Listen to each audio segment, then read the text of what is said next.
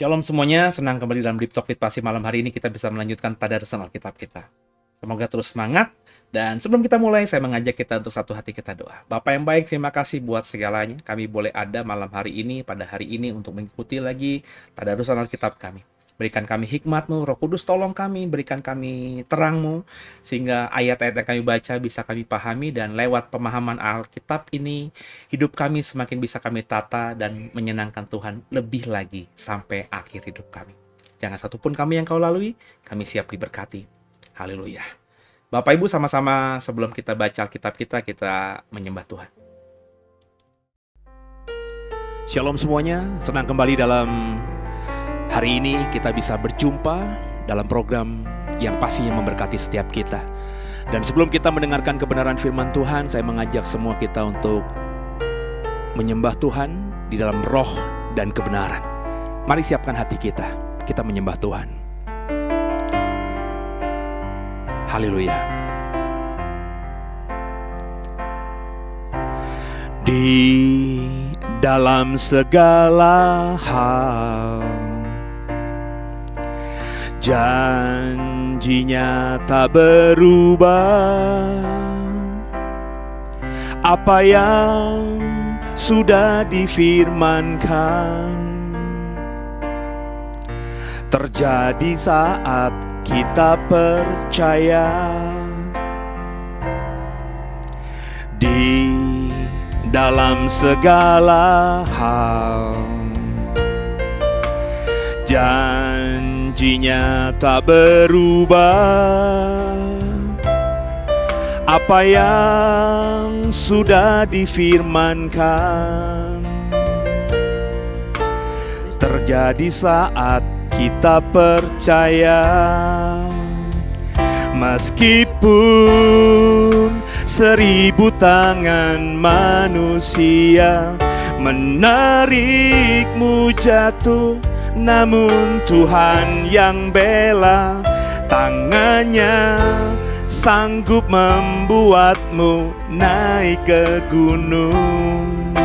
Percayalah, Tuhan yang bela. Ada amin saudara? Mari sama-sama kita nyanyikan kembali dari atas. Di dalam segala hal, janjinya tak berubah. Apa yang sudah difirmankan terjadi saat kita percaya. Meskipun 1000 tangan manusia menarikmu jatuh, namun Tuhan yang bela, tangannya sanggup membuatmu naik ke gunung. Percayalah, Tuhan yang bela.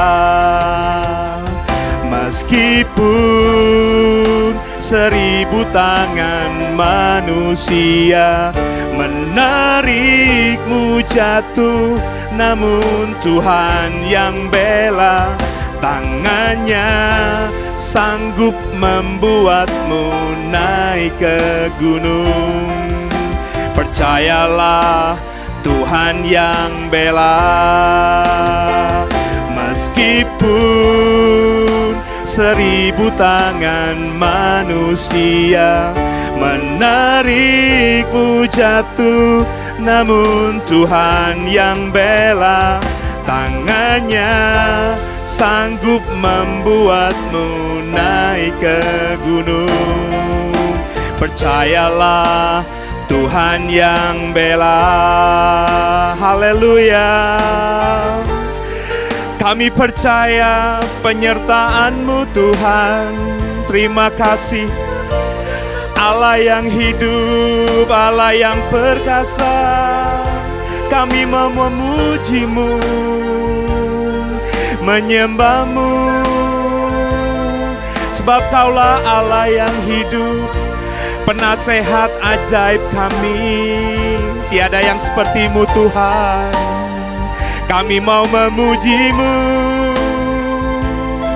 menyembah-Mu. Haleluya. Kami ada hari ini untuk memuji-Mu, menyembah-Mu, melayani-Mu Tuhan seumur hidup kami. Sebab kami ada karena-Mu, kami hidup untuk-Mu, melayani-Mu itu kerinduan kami. Haleluya. Terpujilah nama-Mu Tuhan. Kami percaya penyertaan-Mu atas kami luar biasa. Kami hidup untuk melayani-Mu Tuhan. Haleluya, haleluya. Imani sungguh saudara, bahwa 1000 tangan manusia menarikmu jatuh, Tuhan yang bela. Meskipun 1000 tangan manusia menarikmu jatuh, namun Tuhan yang bela. Tangannya sanggup membuatmu naik ke gunung. Percayalah, Tuhan yang bela. Meskipun 1000 tangan manusia menarikmu jatuh, namun Tuhan yang bela.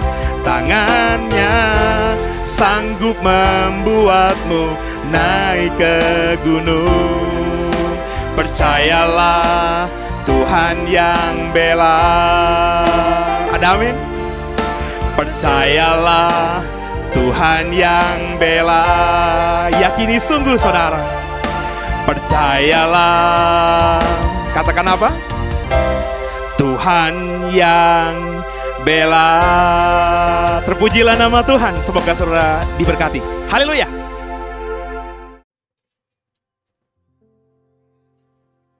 Ya, shalom semuanya. Kita akan membaca Yesaya pasal 56, saudara ya.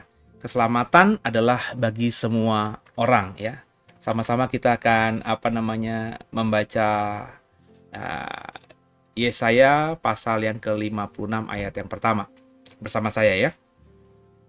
Beginilah firman Tuhan, taatilah hukum dan tegakkanlah keadilan, sebab sebentar lagi akan datang keselamatan yang daripadaku, dan keadilanku akan dinyatakan. Berbahagialah orang yang melakukannya, dan anak manusia yang berpegang kepadanya, yang memelihara hari Sabat dan tidak menajiskannya, dan yang menahan diri dari setiap perbuatan jahat. Janganlah orang asing yang menggabungkan diri kepada Tuhan berkata, sudah tentu Tuhan hendak memisahkan aku daripada umatnya. Dan janganlah orang kebiri berkata, sesungguhnya aku ini pohon yang kering. Sebab beginilah firman Tuhan. Kepada orang-orang kebiri yang memelihara hari-hari Sabatku, dan yang memilih apa yang kukendaki dan yang berpegang pada perjanjianku, Kepada mereka akan kuberikan dalam rumahku dan di lingkungan tembok-tembok kediamanku suatu tanda peringatan. Dan nama itu lebih baik daripada nama anak-anak laki-laki dan perempuan, suatu nama abadi yang tidak akan lenyap akan kuberikan kepada mereka. Dan orang-orang asing yang menggabungkan diri kepada Tuhan untuk melayani Dia, untuk mengasihi nama Tuhan dan untuk menjadi hamba-hambanya. Semuanya yang memelihara hari Sabat dan tidak menajiskannya, dan yang berpegang kepada perjanjianku. Mereka akan kubawa ke gunungku yang kudus dan akan kuberi kesukaan di rumah doaku. Aku akan berkenan kepada korban-korban bakaran dan korban-korban sembelihan yang dipersembahkan di atas mezbahku. Sebab rumahku akan disebut rumah doa bagi segala bangsa. Demikianlah firman Tuhan Allah yang menghimpun orang-orang Israel yang terbuang. Aku akan menghimpunkan orang kepadanya lagi sebagai tambahan kepada orang-orang yang telah terhimpun. Langsung ya, perikop berikutnya pemimpin-pemimpin yang fasik. Hai segala binatang di padang, hai segala binatang di hutan, datanglah untuk makan. Sebab pengawal-pengawal umatku adalah orang-orang buta. Mereka semua tidak tahu apa-apa. Mereka semua adalah anjing-anjing bisu, tidak tahu menyalak. Mereka berbaring melamun dan suka tidur saja. Anjing-anjing pelahap yang tidak tahu kenyang. Dan orang-orang itulah gembala-gembala yang tidak dapat mengerti. Mereka semua mengambil jalannya sendiri. Masing-masing mengejar laba. Tiada yang terkecuali. Datanglah kata mereka. Aku akan mengambil anggur. Baiklah kita minum arak banyak-banyak. Besok akan sama seperti hari ini. Dan lebih hebat lagi.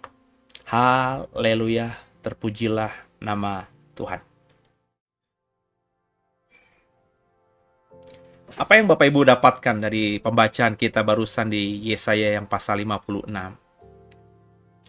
Kalau saya mendapatkan bahwa Tuhan mengingatkan kita untuk fokus hidup mentaatinya. Ya. Karena kalau kita hidup mentaati Tuhan, mentaati firman-Nya tentu, maka keselamatan itu cepat atau lambat akan kita dapatkan. Keadilannya Tuhan cepat atau lambat akan kita juga rasakan. Keselamatan, keadilannya Tuhan cepat atau lambat akan kita rasakan dan kita dapatkan. Jika Bapak, Ibu, dan saya benar-benar mentaati semua firman Tuhan. Kenapa begitu? Karena dalam pasal 56 tadi jelas banget ya. Itu dikatakan kamu akan berbahagia kalau melakukannya. Ya. Kalau kamu menjadi anak manusia yang berpegang pada firman Tuhan dan taat, kamu akan jadi orang berbahagia, orang yang diberkati. Melihara hari Sabat, tidak menajiskannya, menahan diri dari perbuat jahat, itu akan menjadi orang yang berbahagia. Sometimes paradoks ya. Sebab mungkin beberapa orang yang kita kenal, kita tahu melanggar firman Tuhan dan mereka diberkati, berbahagia. Mereka curi, mereka korupsi, mereka diberkati, mereka berbahagia. Mereka gampang fitnah orang, gampang maki-maki orang, gampang menghakimi orang. Mereka tampak diberkati dan bahagia. Merasa dirinya benar dengan memaki-maki orang, menuduh orang lain sesat, menuduh orang lain itu jahat, menuduh orang lain itu pendosa. Mereka merasa bahagia, mereka merasa diberkati. Tapi, apakah itu yang disebut dengan bahagia yang datangnya dari Tuhan dan berkat yang datang dari Tuhan? Jadi, Bapak Ibu biji mata Tuhan, Bapak Ibu harus datang dengan sungguh kepada Tuhan. Jangan punya praduga bahwa saya ini adalah orang jahat, saya ini orang baik sebelumnya, saya anak pendeta, saya keluarga orang benar, keluarga orang jahat. Tuhan tidak melihat itu. Tuhan tidak melihat latar belakang saudara. Yang penting saudara mau datang kepada Tuhan dan mau taat sama Tuhan. Di ayat-ayat tadi kita belajar bahwa ada orang-orang asing yang menjadi orang Yahudi. Mereka bukan orang Israel, tidak punya darah Israel, tapi karena pergaulan, karena persaudaraan, mereka akhirnya percaya kepada Allahnya orang Israel. Terus mereka berpikir ketika mereka mau beribadah gitu ya, pasti Tuhan akan memisahkan kami yang bukan orang Israel dengan umatnya. Ya, kita itu sering juga berpikir demikian, ya, bahwa kita ini pasti nanti akan dipisahkanlah sama orang-orang yang benar-benar kayaknya pendeta tuh Saya nanti akan dipisahkan sama Pak Seno pendeta, saya bukan. Enggak, saudara. Ya. Kalaupun itu terjadi pun bukan bagian kita. Jangan pernah berpikir demikian. Karena ayat Alkitab tadi mengatakan juga demikian. Jadi jangan merasa minder dengan latar belakang kita. Saya ini cuma jemaat biasa. Saya cuma orang Kristen yang baru kemarin bertobat, belum setahun. Apalah saya. Kalau dalam bahasa kitab Yesaya 56 tadi, jangan sampai orang yang berpikir bahwa dia dikebiri, kemudian dia merasa bahwa aku ini seperti pohon yang kering, yang tidak akan bisa menghasilkan anak. Ini konteksnya kan konteks di Babel, Bapak Ibu. Bahwa banyak orang itu yang datang ke Babel itu ditawan di Babel, dibuang di Babel, kemudian dipekerjakan di istana, dan kemudian dikebiri. Kalau Bapak Ibu ikuti tafsir saya, Daniel itu besar kemungkinan juga dikebiri di Babel. Dia adalah pangeran, dia termasuk orang yang belajar di istana raja ketika kerajaan Yehuda masih ada, ketika kerajaan Yehuda dihancurkan sama Babel. Pangeran-pangeran, orang-orang terpelajar yang masih muda-muda, yang pinter-pinter ini diboyong ke Babel. Tentu Nebukadnezar Raja Babel juga nggak bodoh-bodoh amat. Kalau orang-orang pinter, pandai, ganteng, anak-anak Raja Yehuda ini tinggal di istananya, jangan-jangan nanti semua putra-putrinya, semua orang-orang cantik di Babel akan dinikahi sama orang-orang Yehuda ini kan. Darah mereka akan tercampur gitu. Makanya laki-laki muda yang kerja di istana raja tuh pasti dikebiri ya. Kalau kita nonton film-film kolosal itu menjadi Kasim. Kalau Bapak Ibu suka film-film kerajaan-kerajaan di Korea, di Tiongkok zaman dulu, itu kan ada Kasim. Kasim itu adalah laki-laki yang kerja di istana mengabdi sama raja. Biasanya tuh kalau digambarkan di film-film kolosal Tiongkok dan Korea, seorang raja itu pasti punya pembantu dekat laki-laki ini. Begitu pula juga kalau perempuan tuh dayang-dayang. Tapi ada juga laki-laki yang bekerja di istana-istana permaisuri ya. Tapi mereka tidak mungkin tergoda secara seksual. Kenapa? Karena mereka sudah dikebiri menjadi seorang Kasim.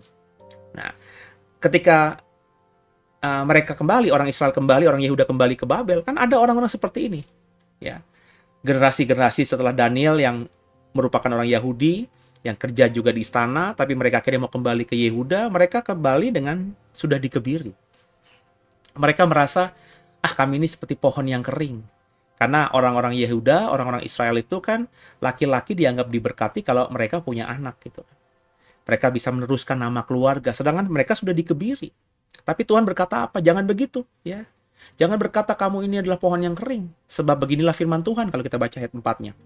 Kepada orang-orang yang dikebiri dan memelihara hari-hari Sabat dan memilih apa yang kukendaki dan berpegang pada perjanjianku, kepada mereka akan kuberikan dalam rumahku dan lingkungan tembok-tembok kediamanku suatu tanda peringatan, dan nama itu lebih baik daripada anak-anak laki-laki dan perempuan. Jadi Tuhan berkata kepada orang-orang yang kebiri, orang-orang yang dianggap sebelah mata, kamu nggak bisa meneruskan nama keluarga, kamu nggak akan punya anak, aduh kamu tuh cacat di mata kami, semuanya orang-orang Yahudi, kamu tuh orang-orang terbelakang, jangan kamu minder. Sebab aku, kalau kamu dikebiri, dan kamu tetap taat padaku, memelihara hari Sabatku, memilih apa yang ku kehendaki, dan terus berpegang pada perjanjianku, maka kamu akan kuberikan rumah kediamanku ini. Tinggal di lingkungan rumah kediamanku ini. Dan akan ada tanda peringatan, ada tugu peringatan, ada candi yang akan kuberikan, yang menandakan bahwa kau jauh lebih berharga daripada anak-anak laki-laki dan anak-anak perempuan. Nah, ini yang harus kita pegang. Siapapun Bapak Ibu hari ini, rema yang Tuhan taruhkan di hati saya. Kalau kau mau datang kepada Tuhan, mau bertobat dengan sungguh, mau pegang tangan Tuhan, mau percaya Yesus sebagai Tuhan dan Juru Selamat, kau mau belajar punya iman yang benar, dan itu mau kau pertahankan sampai akhir dengan menjadi orang benar, orang yang jadi terang dan garam bagi dunia. Kalau kau mau terus hidup berpegang pada tangan Tuhan, berpegang pada semua firman Tuhan, melakukannya, maka kata Tuhan, kau akan jauh lebih berharga dari apapun juga. Meskipun kau tidak punya apa-apa, kau akan jauh lebih berharga.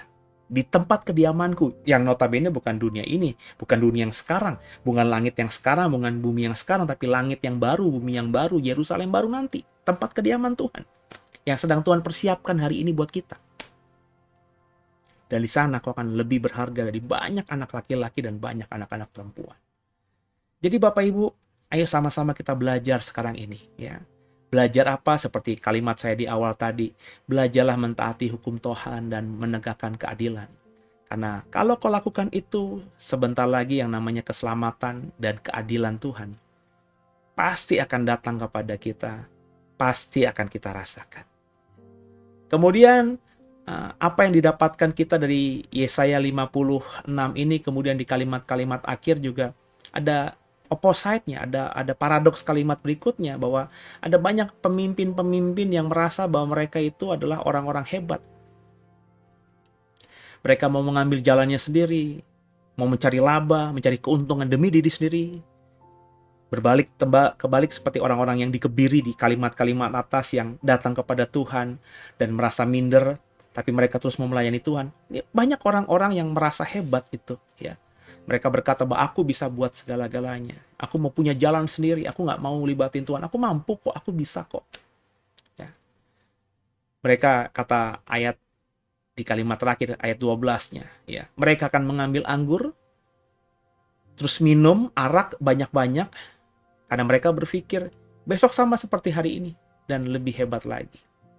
Padahal saudara, ya, kalau kau menikmati kedagingan keduniawian, hari esok nggak akan lebih hebat dari hari ini. Berapa banyak orang yang hidupnya poya-poya, akhirnya habis, akhirnya hancur. Bukan saja harta hilang, tapi badan jadi hancur, penyakit. Kalaupun itu tidak, berapa lama sih mereka menikmati dunia ini? Kata Mazmurnya Musa, 70-80 tahun. Ya, kalau kau masih umur belasan tahun dan kau bisa sampai umur 80 tahun, kau masih punya waktu 50 tahun. Tapi kalau saudara seperti saya yang sudah 50-an, mau 50-an atau sudah lebih 50-an, mendekati 70-80 tahun, ibu saya kemarin meninggal 74 tahun, kan tinggal sebentar lagi. Nah, bagaimana kita menata hari-hari menjelang kita mau mengakhiri usia di dunia ini? Kenikmatan dunia kayak apapun nggak bisa kita nikmati selamanya, ada waktunya. Apakah hari esok lebih baik? Kalau orang sudah hidup gayanya foya-foya, hidup dalam kedagingan. Orang yang hidup dalam kedagingan, menghidupi dagingnya, itu semakin jauh dengan menghidupi rohnya. Maka rohnya akan semakin mengkerdil.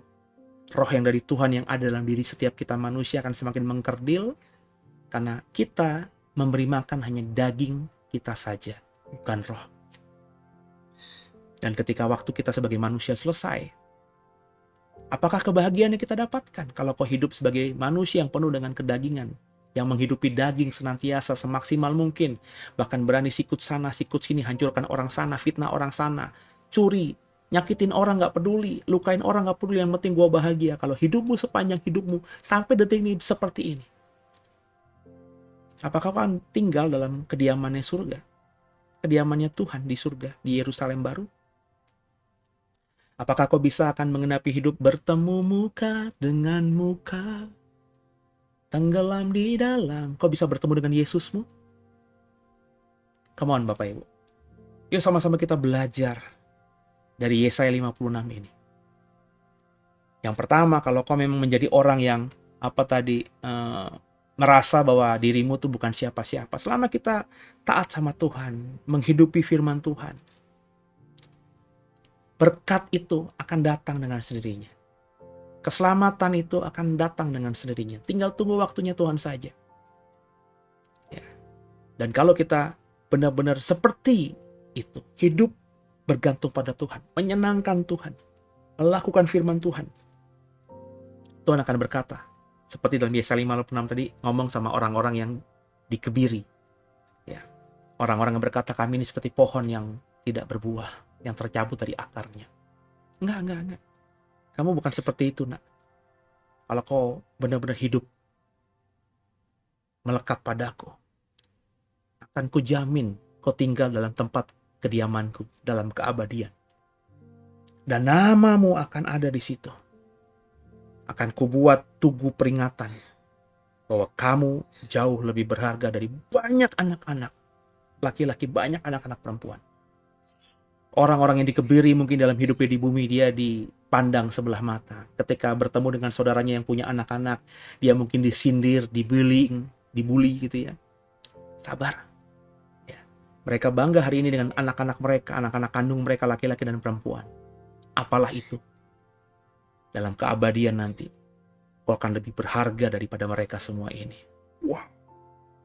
Dan itu di keabadian, itu yang saya rindukan, Bapak. Makanya saya hari ini kalau berdiri mengajar kebenaran firman Tuhan, saya nggak takut. Selama saya yakin yang saya katakan, saya lagi mengajar tentang Yesus yang baru yang saya dapatkan. Yesus sebagai Tuhan, Yesus sebagai Juru Selamat, Yesus sebagai Allah saya. Tapi dalam perspektif yang baru, yang tidak sama dengan Yesus-Yesus yang dulu saya pahami. Ya. Saya memahami Yesus yang tampaknya sama, tapi tidak sama. Dan hari ini saya mau mengajarkan itu kepada siapapun yang mau mendengarkan saya. Saya nggak peduli dengan omongan orang luar. Saya lagi berbagi itu di khotbah hari Minggu. Saya lebih mau senangkan Tuhan, karena saya dapatkan itu dari Tuhan. Tuhan yang menuntun saya, membuka satu persatu, dibukakan satu persatu, diberikan hikmat satu persatu. Semakin saya belajar, semakin saya dalami, dibukakan lagi sama Tuhan. Minggu besok Bapak Ibu saya akan khotbah soal ego eimi.